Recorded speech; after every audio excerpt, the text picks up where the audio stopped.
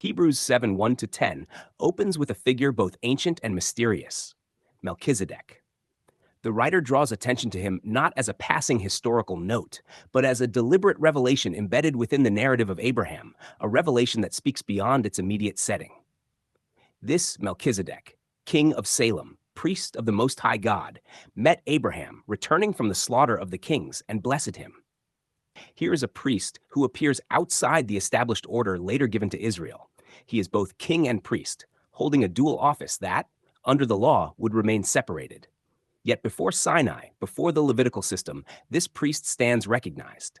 His blessing over Abraham establishes superiority, for the lesser is blessed by the greater. And Abraham, the one to whom the promises were spoken, receives that blessing. And to him, Abraham apportioned a tenth part of everything. The act of giving a tenth is not presented as obligation under a codified system, but as recognition. Abraham acknowledges the greatness of this priest. The writer is not merely recounting history. He is unveiling a pattern, something greater than what would later come through Levi. He is first, by translation of his name, King of Righteousness, and then he is also King of Salem, that is, King of Peace. Righteousness and peace are joined in one person.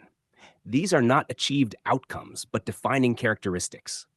The text presents them as inherent to his identity. This priest-king embodies what the later covenant would point toward, but never fully establish. He is without father or mother or genealogy, having neither beginning of days nor end of life. This does not suggest that he literally had no origin, but that in the scriptural record, he stands without genealogical anchor.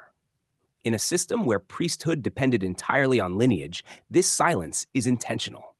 It presents a priesthood not derived from ancestry, not sustained by succession, but portrayed as abiding. But resembling the Son of God, he continues a priest forever. The comparison is clear. Melchizedek is not the fulfillment, but the shadow. His portrayal anticipates a priesthood of a different kind, one not governed by temporal structures, but characterized by permanence. See how great this man was to whom Abraham the patriarch gave a tenth of the spoils. The argument intensifies. If Abraham, the forefather of Levi, gave a tenth to Melchizedek, then Levi, still in the loins of Abraham, also, in a sense, gave a tenth. The writer collapses the timeline to make a theological point. The Levitical order, though honored, is subordinate to this greater priesthood. And those descendants of Levi who receive the priestly office have a commandment in the law to take tithes from the people. Here the contrast is sharpened. The Levitical priests receive tithes by commandment. Their authority is rooted in the law and sustained by it. But Melchizedek receives tithes apart from law, apart from commandment. His greatness recognized before the law ever spoke. But this man, who does not have his descent from them, received tithes from Abraham and blessed him who had the promises. The one holding the promises is blessed by another. The structure is unmistakable. Promise does not negate the presence of a greater order. Instead, it confirms it. It is beyond dispute that the inferior is blessed by the superior. This statement stands as a fixed principle within the passage. The blessing establishes hierarchy, not of worth, but of role and revelation. The priesthood represented by Melchizedek is greater than that which would come through Levi. One might even say that Levi himself paid tithes through Abraham. The writer draws the conclusion to its fullest extent.